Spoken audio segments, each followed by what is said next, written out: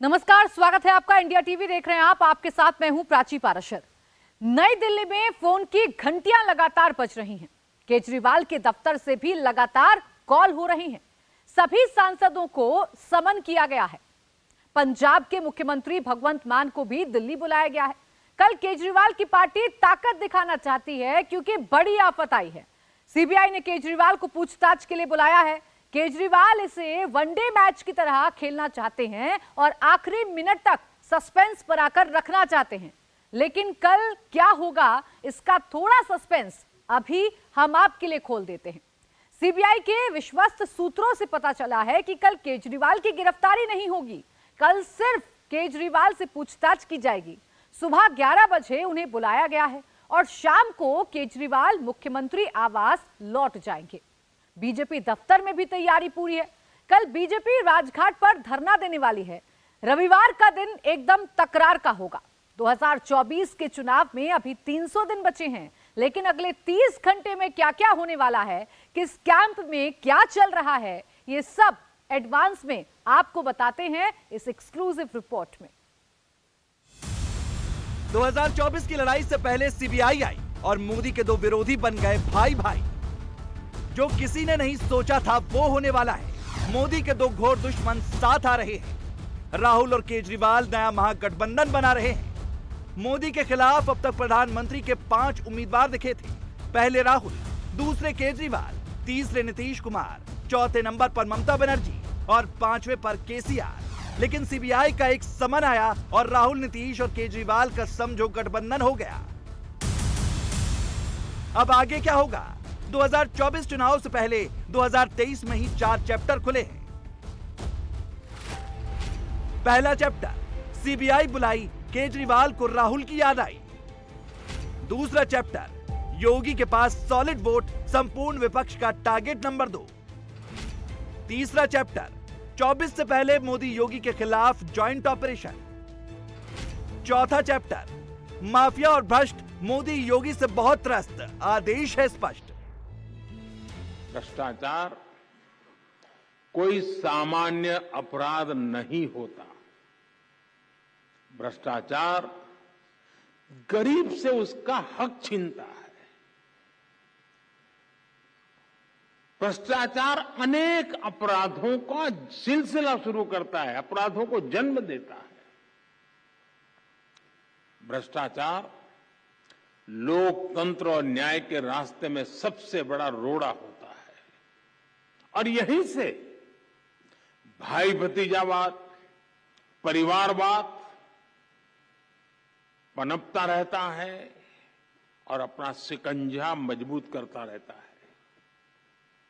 जब भाई भतीजावाद और परिवारवाद बढ़ता है तो समाज का, राष्ट्र का सामर्थ्य कम होता जाता है और जब राष्ट्र का सामर्थ्य कम होता है तो विकास अवश्य प्रभावित हो जाता है।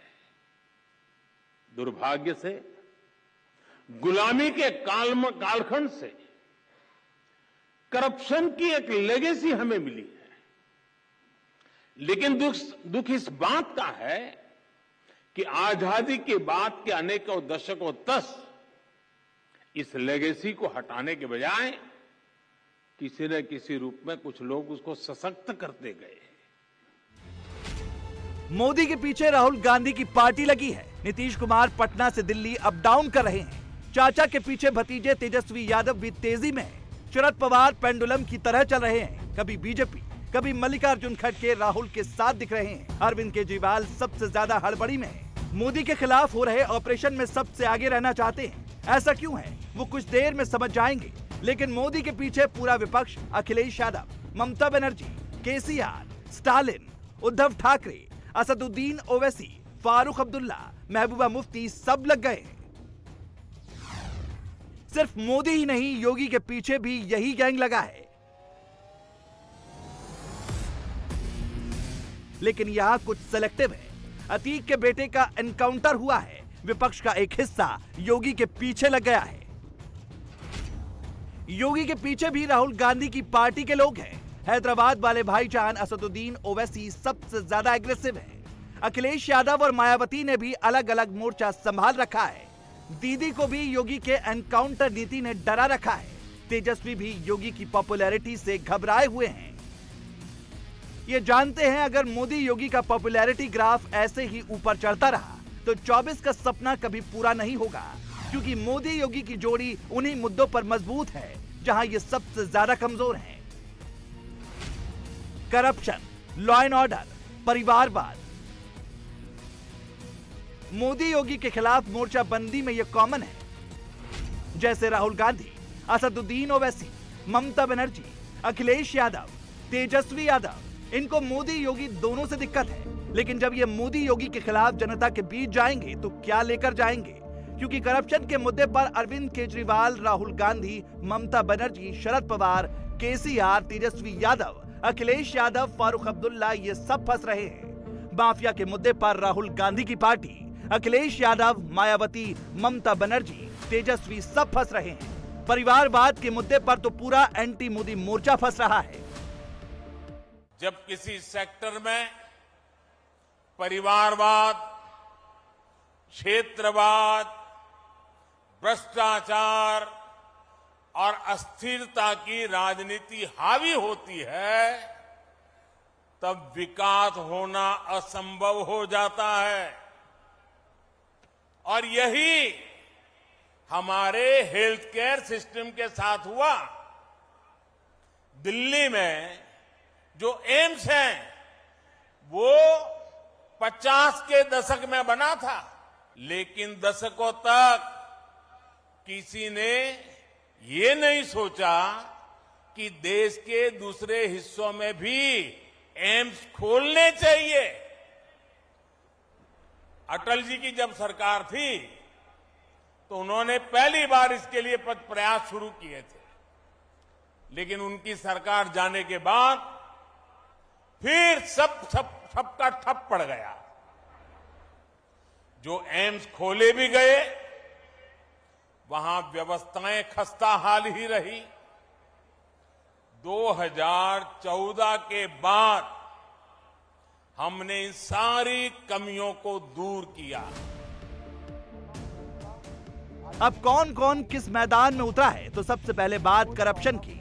करप्शन पर मोदी को घेरने के लिए केजरीवाल सामने आए हैं, जिन पर 100 करोड़ के शराब घोटाले का आरोप लगा है, जिसके तहत दिल्ली सरकार तक ही नहीं केसीआर की बेटी तक पहुंच गए हैं। लेकिन बीजेपी कह रही है सबसे ज्यादा केजरीवाल डर रहे हैं। कि जो भ्रष्टाचार के खिलाफ आंदोलन करने की बात करते थे, आज भ्रष्टाचार के दलदल में डूबते हुए नजर आते हैं। श्रीमान अरविंद केजरीवाल की पूरी सरकार एक के बाद दूसरा मंत्री जेल गया है। स्वास्थ्य मंत्री से लेके शराब मंत्री से लेके बाकियों तक, विधायकों से लेके पार्षद तक जेल में है और ये दुनिया को ज्ञान बांटते फिरते हैं। शराब घोटाले में दिल्ली में जो लूट हुई और लूट की खुली छूट अरविंद केजरीवाल जी के नाक के तले हुई, उनकी सहमति के साथ हुई। मैंने पहले भी कहा था कि मुख्य आरोपी मनीष सिसोदिया जेल गए हैं, अभी तो किंग पिन की बारी है, अब उनको भी जांच के लिए बुलाया है। जांच एजेंसियां अपना काम कर रही हैं, स्वतंत्र है और अपना काम करेंगी, और जिन्होंने भ्रष्टाचार किया है वो बचेंगे नहीं। बीजेपी ऐसा क्यों कह रही है, उसकी वजह खुद केजरीवाल है। जब से सीबीआई का समन आया है, आम आदमी पार्टी में अफरा तफरी मच गई है। कल से लेकर आज तक आपके कई नेता प्रेस कॉन्फ्रेंस कर चुके हैं और खबर यह भी आई है कि सीबीआई के समन आने के बाद केजरीवाल को कांग्रेस याद आई है। खबर है कि सीबीआई का समन मिलने के बाद केजरीवाल ने कांग्रेस अध्यक्ष मल्लिकार्जुन खड़गे से बात की है। दोनों के बीच विपक्षी एकता को लेकर बात हुई है। शराब घोटाले में जब से केजरीवाल को सीबीआई ने बुलाया है, केजरीवाल और उनकी पार्टी परेशान है। करीब 15 मिनट तक प्रेस कॉन्फ्रेंस की, जिसमें 50 से ज्यादा बार ईडी सीबीआई का नाम लिया। ईडी सीबीआई की 3rd डिग्री की कई कहानियां सुनाई। पिटाई, टॉर्चर, दबाव डालकर आम आदमी पार्टी के नेताओं का नाम डालने का आरोप लगाया और हर एक आरोप के बाद मोदी का नाम लिया। कि रिश्वत ली गई और दी गई, वो 100 करोड़ रुपया कहाँ है? एक नया पैसा कहाँ है? वो 100 करोड़ रुपया सब इतनी 400 से ज्यादा रेड हो चुकी हैं, मनीष सिसोदिया जी के घर पे रेड हो गई, इतने सारे दूसरे लोग, वो पैसा मिल है कहाँ? एक नया पैसा नहीं मिला 100 करोड़ रुपए का, ना कोई ज्वेलरी मिली, ना कोई मनीष जी के घर पे गद्दे भी फाड़ दिए इन्होंने, उनके गांव भी हुआ है, उनके बैंक लॉकर भी छान मारे, कुछ नहीं मिला 100 करोड़ में से। फिर आरोप लगाया कि 100 करोड़ रुपया गोवा के चुनाव में इस्तेमाल हुआ है। जी, गोवा के हमारे जितने वेंडर्स थे जिनसे हमने काम कराया था, सारे वेंडर्स पे रेड मार चुके हैं लोग, सारे वेंडर्स को इन गिरफ्तार कर करके स्टेटमेंट ले चुके, वहां कुछ नहीं मिला, सारी पेमेंट चेक से हुई है हमारी, सारा हिसाब किताब इलेक्शन कमीशन को दिया हुआ, वहां भी कुछ नहीं मिला। गोवा चुनाव के अंदर इनको धेला नहीं मिला,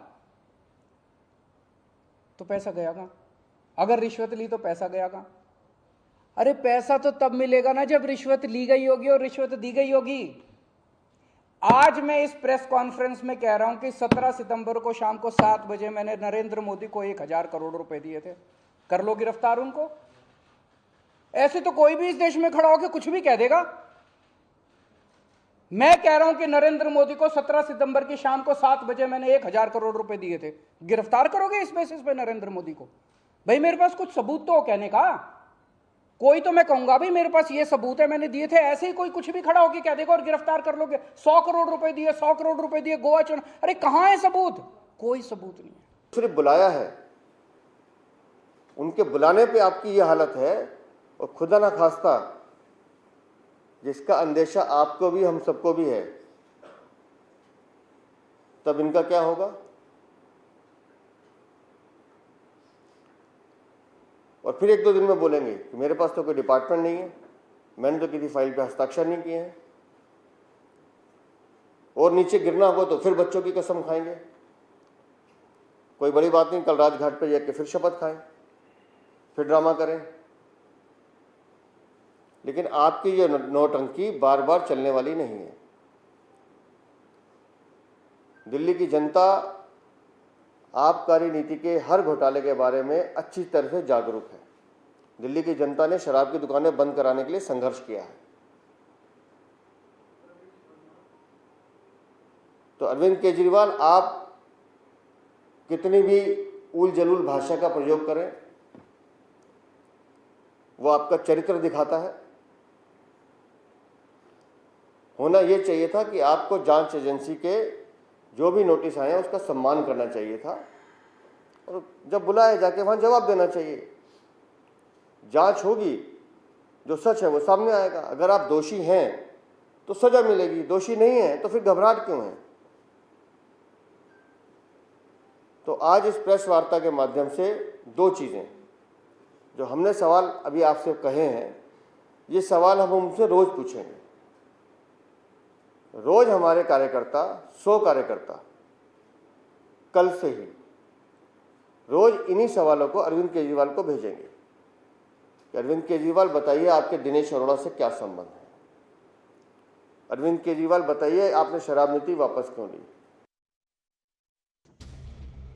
ऐसा नहीं है कि केजरीवाल को सीबीआई पकड़ लेगी तो 3 राउंड पूछताछ होगी, वो अभी जेल नहीं जाने वाले हैं। मनीष सिसोदिया के साथ भी ऐसा ही हुआ था, उनसे कई बार पूछताछ हुई। जब सीबीआई को लगेगा कि केजरीवाल दोषी हैं, तभी सीबीआई शिकंजे में लेगी। लेकिन उससे पहले Kejriwal, CBI, Modi 3rd degree torture, दबाव फोन, कई कागजी स्टोरी लेकर आए। उनको टॉर्चर कर करके, धमकियां दे दे के, मेंटली टॉर्चर करके, फिजिकली टॉर्चर करके, 3rd डिग्री करके,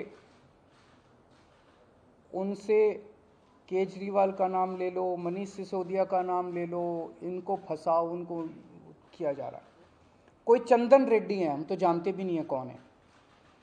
चंदन रेड्डी को इतना मारा, ये उसकी मेडिकल रिपोर्ट है। चंदन रेड्डी की मेडिकल रिपोर्ट में लिखा है, patient has alleged trauma to both ears and face by ED officers on 16th September 2022 and 17th September 2022। हम तो छोटे लोग हैं, हमारे पास इतने साधन नहीं थे, लेकिन फिर भी अपने सीमित साधनों से पिछले महीने 1.5 महीने में हमने भी थोड़ी जांच करी तो पता चला। बाकी मोस्टली फ़ोन, एक आध को छोड़ के वो भी पता चल जाएगा कहाँ, मोस्टली फ़ोन जिंदा हैं, कोई ना कोई इस्तेमाल कर रहा है। और उन फ़ोन को कोई वॉलंटियर के पास है, कोई कहीं है, कोई कहीं है, कोई ना कोई इस्तेमाल कर रहा है। वो मनीष जी के फ़ोन नहीं है, वो कोई ना कोई इस्तेमाल कर रहा है, वो फोन जिंदा है और ये फैक्ट कि ये फोन जिंदा है ये ईडी को भी पता है और ये सीबीआई को भी पता है। सो ईडी ने और सीबीआई ने झूठ बोल के ओथ पे, एफिडेविट पे कोर्ट को गुमराह किया और झूठा सबूत उन्होंने कोर्ट के सामने पेश किया, क्योंकि सच तो कुछ मिला नहीं, कुछ था ही नहीं, शराब घोटाला कुछ है ही नहीं, तो निकालें क्या। तो उन्होंने झूठ बोल के मनीष सिसोदिया को फंसाने की कोशिश की, कोर्ट को झूठ बोला। जब किसी अपराधी पर शिकंजा कसता है तो जिस तरह की बयानबाजी उसको करनी चाहिए वो बयानबाजी अरविंद केजरीवाल कर रहे थे। और मैं इसको थोड़ा सा और अगर ठीक से समझूं तो अरविंद केजरीवाल आज अतीक अहमद की भाषा बोल रहे थे।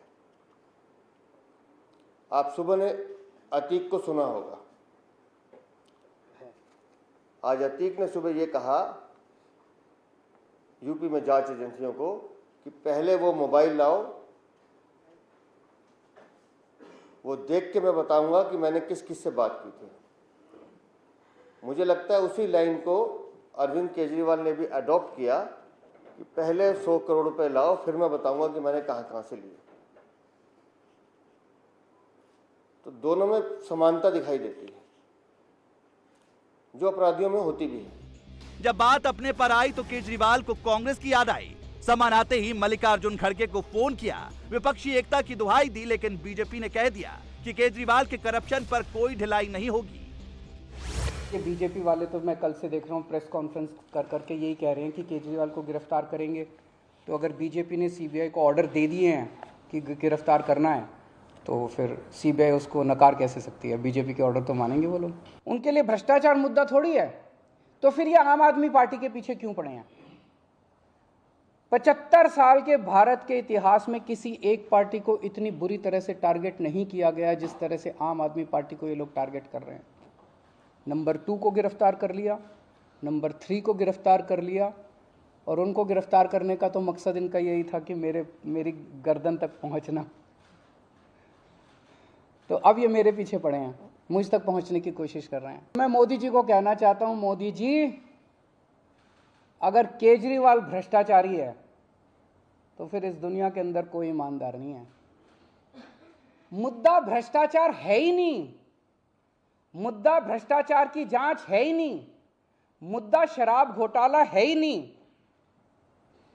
ऐसा शख्स देश का प्रधानमंत्री जो सर से लेकर पैर तक भ्रष्टाचार के अंदर डूबा हुआ है, उसके लिए भ्रष्टाचार मुद्दा कैसे हो सकता है? पिछले मार्च के आखिरी हफ्ते के अंदर मैंने इतने सारे असेंबली के अंदर इतने सारे गिनाए थे भ्रष्टाचार जो इन्होंने किए हैं, इतने भ्रष्टाचार गिनाए थे। इन्होंने तो मेरे को तभी कह दिया था उस दिन, जिस दिन असेंबली में मैंने स्पीच दी थी, शाम को संजय सिंह का मैसेज आया कि अरविंद जी अब अगला नंबर आपका है। अरविंद केजरीवाल, आप कितनी भी उल जलूल भाषा का प्रयोग करें, वो आपका चरित्र दिखाता है। होना यह चाहिए था कि आपको जांच एजेंसी के जो भी नोटिस आए हैं उसका सम्मान करना चाहिए था, और जब बुलाया जाके वहां जवाब देना चाहिए। जांच होगी, जो सच है वो सामने आएगा। अगर आप दोषी हैं तो सजा मिलेगी, दोषी नहीं है तो फिर घबराहट क्यों है? तो आज इस प्रेस वार्ता के माध्यम से 2 चीजें जो हमने सवाल अभी आपसे कहे हैं, ये सवाल हम उनसे रोज पूछेंगे। रोज हमारे कार्यकर्ता, 100 कार्यकर्ता कल से ही रोज इन्हीं सवालों को अरविंद केजरीवाल को भेजेंगे कि अरविंद केजरीवाल बताइए आपके दिनेश अरोड़ा से क्या संबंध है? अरविंद केजरीवाल बताइए आपने शराब नीति वापस क्यों ली? अरविंद केजरीवाल बताएं कि विजय नैयर को आपने इंट्रोड्यूस किया था कि नहीं किया था, पैसे इकट्ठे करने के काम पे लगाया था कि नहीं लगाया था? अरविंद केजरीवाल बताएं कि 140 करोड़ रुपए शराब माफिया के क्यों माफ किए थे? छोटे छोटे सवाल हैं। इतने बड़े मुख्यमंत्री हैं, इतने बड़े आदर्शवादी हैं, जवाब दे दें। हम सबका मुंह बंद कर दें, हम पूछना बंद कर देंगे। लेकिन वो जवाब नहीं देंगे। तो इसलिए कल से हमारे 100 कार्यकर्ता रोज उनको प्रेम पत्र भेजेंगे, उनसे ये सवाल पूछेंगे कि शायद कभी तो अरविंद केजरीवाल मुंह खोले। करप्शन के मुद्दे पर कांग्रेस बहुत हाई पिच पर है, उसे सिर्फ मोदी नजर आ रहे हैं। केजरीवाल, राहुल, नीतीश, ममता से लेकर सबकी लाइन मोदी से शुरू होती है और मोदी पर खत्म होती है। सबका टारगेट एक है, 2024 में मोदी। अब नीतीश कुमार को ही ले लीजिए, जाति की गिनती कर रहे थे लेकिन वो पहुंच गए केजरीवाल की विनती पर, महागठबंधन की गिनती पर। अरे देखिए ना, ये सब चीज तो आप जानते ही ना हैं। जब हो रहा है विपक्षी एकता के लिए, और फिर तो हम तो बात कह ही चुके। जब हम लोगों की बातचीत हो गई कांग्रेस पार्टी, सब साथ ही बैठ करके ना बोले, अब वो भी बोले साथ बैठ करके। अब उनके ऊपर कार्रवाई जो कुछ भी आप जान ही न रहे हैं कि एक जगह जब सारा अपोजिशन, अधिक से अधिक अपोजिशन एक साथ जुड़ने की स्थिति पैदा हो रही है, तो जो लोग हैं केंद्र में उनको तो चिंता है ना, इसलिए पता नहीं क्या क्या करेंगे अभी। लेकिन ये सब करने से क्या होगा? होगा तो चुनाव हुआ ना।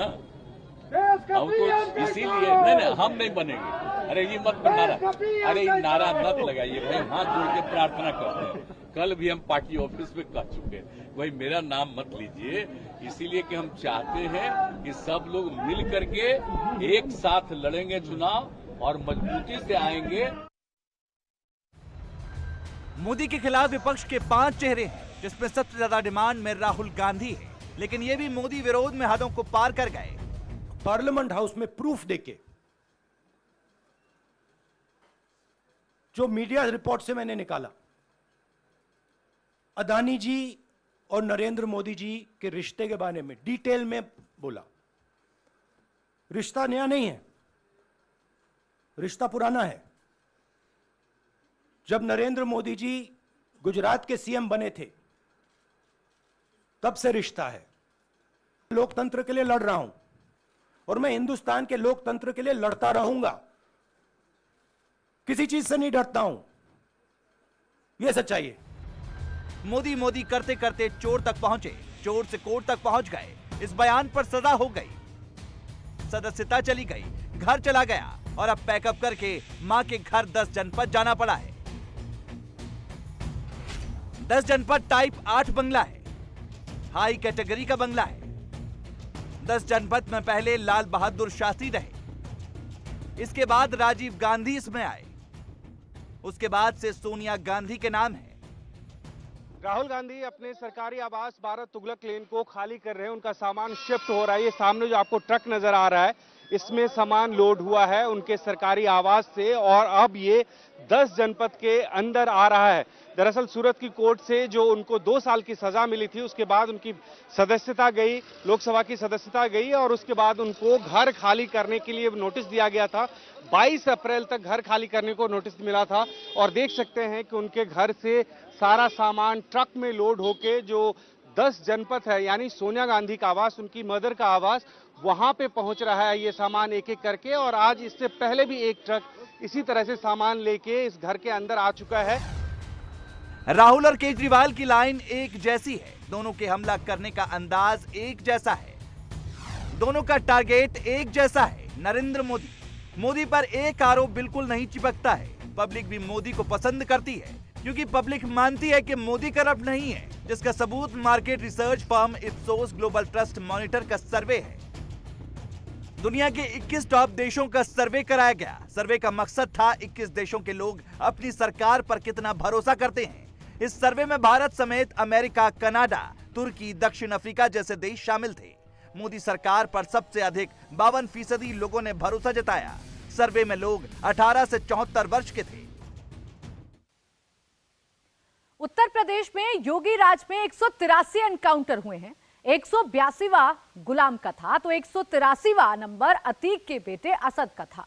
उत्तर प्रदेश में चर्चा इस बात की हो रही है कि 184वां नंबर किस अपराधी का होगा। आज दिन भर चर्चा शाइस्ता परवीन को लेकर हुई। बेटे असद के जनाजे में शामिल होने के लिए शाइस्ता आने वाली थी, लेकिन वो नहीं आई। तो क्या जिस तरह से असद को बचाने के लिए अतीक का पूरा गैंग लग गया था, अंडरवर्ल्ड का भी सहारा अतीक अपने बेटे को बचाने में इस्तेमाल कर रहा था। सवाल अब यह है कि शाइस्ता क्या करने वाली है। शाइस्ता को भी बचाने में अतीक का पूरा नेटवर्क लग गया है। शाइस्ता कहां है, देश में है या बाहर? अतीक की बीवी को कौन बचा रहा है? अलग अलग सोर्सेज से मिली इंफॉर्मेशंस की कड़ियां जोड़कर हमने एक रिपोर्ट तैयार की है। ये स्टोरी आपको बहुत ध्यान से देखनी होगी।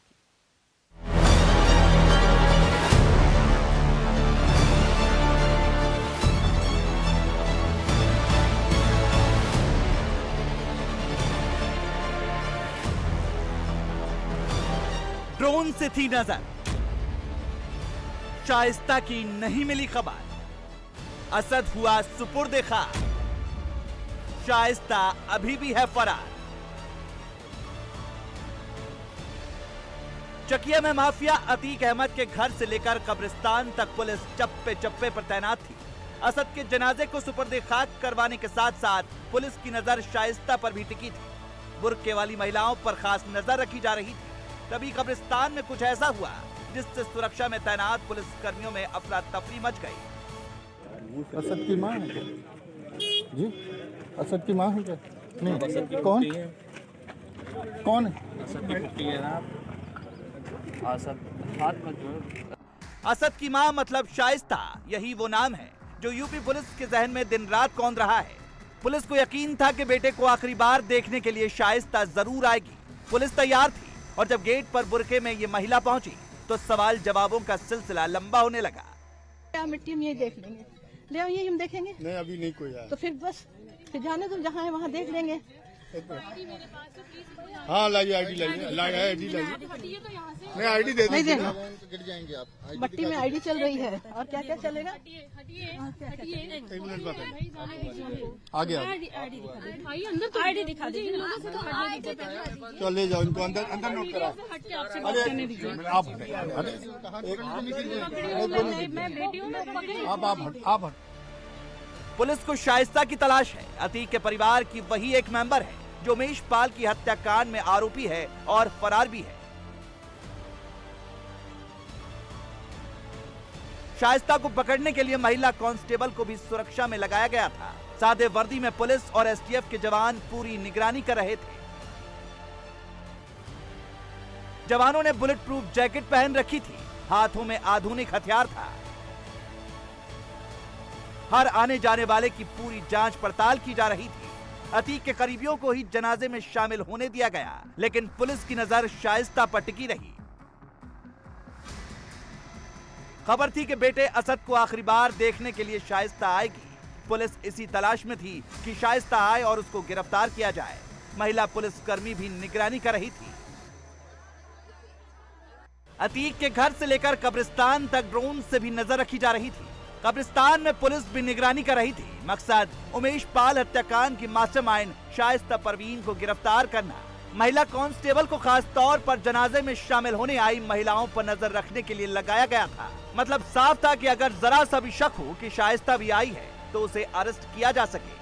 देखिए, बड़ी संख्या में जहां से लोगों की एंट्री कराई जा रही है, सभी लोग यहां पर एंट्री कराते वक्त पुलिस को अपना नाम बता रहे हैं। सबका चेहरा पुलिस देख रही है, सबको पहचान रही है, सबकी पहचान को एस्टैब्लिश किया जा रहा है। उसके बाद ही किसी को कसारी मसारी के इस कब्रिस्तान में एंट्री दी जा रही है। लेकिन जो पुलिस की प्रेजेंस है, पुलिस की जो मौजूदगी है, वो लगातार कसारी मसारी के इस कब्रिस्तान में बढ़ाई जा रही है। किसी भी कीमत पे पुलिस किसी भी कीमत पे कोई भी चूक नहीं करना चाहती। पुलिस का जो डिप्लॉयमेंट है, RAF का जो डिप्लॉयमेंट है, अर्धसैनिक बलों का जो डिप्लॉयमेंट है, वो आसपास की देखिए जो छतें हैं, सुरक्षा के लिहाज से मचानों पर, छतों पर पुलिस को तैनात किया गया है। सभी पुलिसकर्मियों के पास बाकायदा हथियार हैं, डंडे हैं और उनके पास वो सारे अत्याधुनिक चीजें मौजूद हैं जिससे गलियों में अगर कोई भी आता है तो उसके ऊपर नजर रखी जा सकती है। छतों के ऊपर, आसपास में हर जगह पे जो टॉप एंगल व्यू है, वहां पर पुलिस के लोग मौजूद हैं ताकि किसी भी आपात स्थिति से निपटने के लिए न सिर्फ पुलिस के पास संख्या हो, बल्कि पुलिस उस आपात स्थिति से निपटने के लिए पूरी तरीके से सक्षम भी हो। पुलिस के हाथ अभी भी खाली है। असद को आखिरी बार देखने भी शाइस्ता नहीं आई। अतीक की पत्नी शाइस्ता कहां है? बेटे के जनाजे में शामिल होने के लिए शाइस्ता क्यों नहीं आई? क्या गिरफ्तारी के डर की वजह से शाइस्ता नहीं आई? शाइस्ता नहीं आई तो उसका अगला प्लान क्या है? शाइस्ता तो नहीं आई, लेकिन अतीक की बहन शामीन और उसकी बेटी पहुंची थी। क्या मिट्टी में ये देख लेंगे, ले आइए हम देखेंगे। नहीं, अभी नहीं कोई आया। तो फिर बस फिर जाने दो, जहाँ है वहाँ देख लेंगे। हाँ लाइए आईडी लाइए आईडी लाइए। नहीं आईडी दे दीजिए ना, गिर जाएंगे आप। मट्टी में आईडी चल रही है और क्या क्या चलेगा? एक मिनट बताइए, आ गया आईडी दिखा दीजिए। चल ले जाओ इनको अंदर, अंदर नोट करा। अरे आप आप असद के जनाजे में आज सबसे ज्यादा सबको इंतजार था शाहिस्ता परवीन का। सभी को लग रहा था कि असद की मां शाहिस्ता परवीन, जो कि 50,000 रुपए की वांटेड भी है, आज सरेंडर कर सकती है और बेटे के अंतिम दर्शन कर सकती है। लेकिन शाहिस्ता परवीन मौके पर नहीं आई। इस बीच अतीक अहमद की बड़ी बहन शाहीन अपनी बेटी के साथ एकाएक जनाजे वाले स्थल पर पहुंची और वहां उसने असद को अंतिम यात्रा में शामिल होते हुए देखा। निश्चित तौर पर शाहीन का वहां पहुंचना यूपी पुलिस के लिए भी एक चुनौती थी और यूपी पुलिस ने शाहीन की आइडेंटिटी को एस्टैब्लिश किया। शाहीन से जुड़े हुए दस्तावेज देखे, शाहीन की जो एंट्री थी वो अपने रजिस्टर में की। शाहीन से शाहिस्ता के बारे में जो सूत्र बता रहे हैं वो पूछताछ भी की गई, लेकिन शाहीन के पास फिलहाल शाहिस्ता को लेकर के कोई भी जानकारी नहीं थी, जिसके बाद यूपी पुलिस ने थोड़ी पूछताछ के बाद शाहीन और उनकी बेटी को मौके पर से जाने दिया। अतीक के करीबी रिश्तेदारों की मौजूदगी में असद को सुपुर्दे खाक किया गया। 50,000 की इनामी शाइस्ता परवीन बेटे को आखिरी बार देखने नहीं पहुंची। न ही कोर्ट ने अतीक और अशरफ को परमिशन दी कि वो असद के जनाजे में शामिल हों। पहले एक नजर डालिए अतीक की फैमिली में कौन कहां पर है। शाइस्ता का पति अतीक अहमद पुलिस की हिरासत में है। देवर अशरफ भी पुलिस की हिरासत में है। बेटा उमर लखनऊ जेल में बंद है। बेटा अली नैनी सेंट्रल जेल में बंद है। 2 बेटे नाबालिग हैं, बाल संरक्षण गृह में है। शाइस्ता फरार है। अब सवाल यही है कि शाइस्ता ने ना सरेंडर किया, ना ही बेटे के जनाजे में पहुंची। उसका मकसद क्या है? पुलिस कस्टडी में बंद अतीक अहमद भी पूरी तरह से टूट चुका है। लेकिन गलत तरीके से लिया गया है। क्या गलत तरीके से लिया गया है? क्या गलत तरीके से लिया गया है? मट्टी में भी शामिल नहीं हो पा रहे। अतीक कुछ बोल नहीं रहा है। अशरफ और अतीक को जब मेडिकल चेकअप के लिए लाया गया तब वो खामोश रहा। अभी नहीं बोले तो फिर नहीं बोल पाओगे। अभी नहीं बोल पाओगे। आपने कहा अल्लाह की चीज अल्लाह ने ले ली, लेकिन गलत तरीके से ली गई है। अतीक एनकाउंटर पर सवाल है या नहीं? एनकाउंटर पे सवाल है या नहीं है? एनकाउंटर पर क्या कहेंगे? क्या उसकी ये चुप्पी बेटे की मौत की वजह से है, या फिर अतीक ने पुलिस के सामने जो कबूल किया उसमें अतीक की चुप्पी का राज छिपा है? क्योंकि अगर अतीक ने ऐसा नहीं किया होता तो शायद उसका बेटा असद जिंदा होता। अतीक ने खुद कबूल किया है कि उसने ही उमेश पाल की हत्या की साजिश रची। इस साजिश में पत्नी शाइस्ता भी शामिल थी। पैसे से लेकर फोन का इंतजाम शाइस्ता ने किया। शूटर्स का इंतजाम शाइस्ता के जरिए अशरफ ने किया। असद को उमेश पाल शूट आउट को केवल लीड करना था। अतीक ने अपने कबूलनामे में जो सबसे बड़ी बात बताई वो ये कि अतीक ने कहा कि मर्डर नहीं करता तो हमारा खौफ खत्म हो जाता। अतीक ने कबूल किया कि चकिया की जो पहचान अतीक के नाम से है वो जिंदा रहे, इसीलिए उमेश पाल का मर्डर जरूरी था, जिससे प्रयागराज और उसके आसपास के इलाके में खौफ बरकरार रहे। अतीक अहमद कबूल कर रहा है कि असद उसकी वजह से ही मारा गया। अगर अतीक ने असद को उमेश पाल की हत्या का ऑर्डर नहीं दिया होता तो असद जिंदा होता। यही वजह है कि पुलिस की पूछताछ में अतीक झुंझला रहा है। पुलिस वालों पर गुस्सा हो रहा है। बताया जा रहा है कि पुलिस ने जब अतीक से पूछा कि उमेश पाल मर्डर में असद का क्या रोल था तो अतीक ने जवाब दिया कि मारने के बाद रोल क्यों पूछते हो, अगर जिंदा रहा तो इंतकाम लूंगा। गमों का पहाड़ टूटा है मुझ पर, मुझे अपने बेटे की मिट्टी में जाने दो। असद 19 साल का था, पुलिस एनकाउंटर में मारा गया। उमेश पाल की हत्या के बाद असद को बचाने की अतीक ने पूरी कोशिश की थी। उसे भगाने का पूरा रूट मैप तैयार किया था। अंडरवर्ल्ड की छत्र छाया में असद छिप रहा था। बताया जा रहा है कि असद को छिपने में जेल में बंद अंडरवर्ल्ड डॉन अबू सलेम के गुर्गे मदद कर रहे थे। पुणे में असद को छिपाने में अबू सलेम के गुर्गों का ही हाथ था। अबू सलेम से अतीक के भाई अशरफ के अच्छे रिश्ते हैं। अबू सलेम भी आजमगढ़ के सराय मीर का ही रहने वाला है, लिहाजा संपर्क होना बड़ी बात नहीं रही होगी। अब सवाल यह है कि क्या शाइस्ता को भी अबू सलेम गैंग छिपने में मदद कर रहा है? यूपी पुलिस को शुरुआती जांच में यह पता लगा कि असद समेत जितने शूटर्स मौके से भागे थे उनकी शुरुआत में मदद माफिया डॉन मुख्तार अंसारी के गिरोह ने की थी। इसके बाद यूपी पुलिस को यह भी पता लगा कि असद को भगाने में अंतर्राष्ट्रीय सरगना अबू सलेम का गिरोह का भी हाथ है। ऐसे में शाहिस्ता परवीन का अभी तक ना पकड़ा जाना एजेंसीज के लिए कई तरीके के सवाल खड़े कर रहा है। एजेंसीज ये भी पता लगाने की कोशिश कर रही हैं कि कहीं वही गैंग, वही पूरा नेटवर्क अबू सलेम का इस पूरे मामले में शाहिस्ता परवीन की मदद तो नहीं कर रहा है, क्योंकि सबको ये लगता था कि आज के दिन शाहिस्ता परवीन सरेंडर कर सकती है या फिर गिरफ्तार हो सकती है। लेकिन आज भी शाहिस्ता का ना आना अपने आप में कई तरीके के सवालों को जन्म देता है। ऐसे में यूपी पुलिस और यूपी एजेंसीज की नज़र में सबसे बड़ा सवाल है कि क्या माफिया अबू सलेम का गिरोह पूरी तरीके से शाहिस्ता परवीन का मददगार तो नहीं बन गया है। यही वो सवाल है जिसका जवाब जानने के लिए यूपी पुलिस दिन रात एक किए हुए है। अतीक पर लगातार शिकंजा कसा जा रहा है। पुलिस की पूछताछ में अतीक रोज नए नए खुलासे कर रहा है। पाकिस्तान से हथियार खरीदने, आईएसआई से कनेक्शन, इन सब बातों को लेकर एटीएस भी अतीक अहमद के केस में जांच में जुट गई है। एटीएस को भी अतीक से पूछताछ में कई अहम सुराग मिले हैं। आईएसआई, पाकिस्तान कनेक्शन के सुराग मिले। अतीक और उसके भाई अशरफ पर यूएपीए के तहत दर्ज हो सकता है केस। यूपी एटीएस ने आज भी माफिया अतीक और माफिया अशरफ से 4 घंटे से ज्यादा की पूछताछ की है। इस पूछताछ के दौरान यूपी एटीएस को कई अहम जानकारियां हाथ लगी हैं। मसलन पाकिस्तान के द्वारा किस तरीके से ड्रोन के जरिए हथियार गिराए जाते थे, कौन कौन से लोगों के द्वारा उन हथियारों को अतीक अपने गुर्गों तक पहुंचवाता था और कौन से वो प्रतिबंधित आतंकवादी संगठन थे जिनके जरिए अतीक अहमद इन हथियारों की खरीद फरोख्त करता था।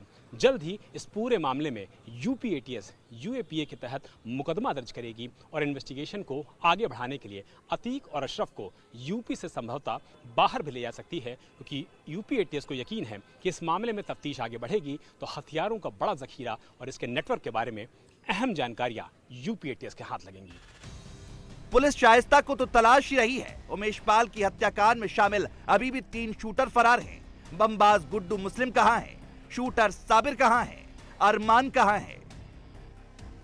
उमेश पाल हत्याकांड के बाकी बचे 3 शूटर अभी भी फरार चल रहे हैं। ये तीनों अतीक अहमद के बेहद करीबी माने जाते हैं। इन तीनों के नाम हैं साबिर, अरमान और गुड्डू मुस्लिम। उमेश पाल की हत्या को अंजाम देते वक्त ये तीनों कैमरे में कैद हो गए थे, जिनमें से कैमरे में गुड्डू मुस्लिम उस वक्त कैद हुआ जब वो बम फेंक रहा था, तो वहीं साबिर और अरमान उस वक्त कैमरे में कैद हुए जब वो उमेश पाल पर गोलियां चला रहे थे। दरअसल एसटीएफ के साथ साथ यूपी पुलिस अब इन तीनों की तलाश में लगी है। दरअसल जो गुड्डू मुस्लिम है उसकी आखिरी लोकेशन कलकत्ता में मिली है और एसटीएफ को साबिर की लोकेशन उत्तर प्रदेश में ही गंगा किनारे के इलाकों में मिली है। तो वहीं अरमान बिहार में कहीं छुपा हुआ है, क्योंकि यूपी एसटीएफ को उसकी आखिरी लोकेशन बिहार में मिली है। फिलहाल इन तीनों की तलाश में यूपी एसटीएफ के साथ साथ यूपी पुलिस भी जगह जगह छापेमारी कर रही है। तो वहीं अगर शाइस्ता परवीन की बात करें, जो इस पूरे हत्याकांड की मुख्य साजिशकर्ता के तौर पर उभर कर सामने आई है, वो अभी भी फरार चल रही है। माना जा रहा था कि असद के जनाजे में वो शामिल हो सकती है, लेकिन वो इतनी जो है तेज है और इतनी शातिर है कि वो अपने बेटे का चेहरा भी देखने के लिए आखिर बार नहीं आई, क्योंकि वो जानती थी कि अगर वो ऐसा करेगी और असद के जनाजे में शामिल होगी तो उसे पकड़ लिया जाएगा। कहा तो यह भी जा रहा है कि शाइस्ता परवीन ने ही असद को मौके से फरार करवाया और वो उसे विदेश भेजना चाहती थी ताकि वो पुलिस की गिरफ्त से बाहर रह सके, लेकिन यूपी एसटीएफ ने उसे एनकाउंटर में ढेर कर दिया। तो क्या अब शाइस्ता परवीन खुद विदेश भागने की फिराक में है?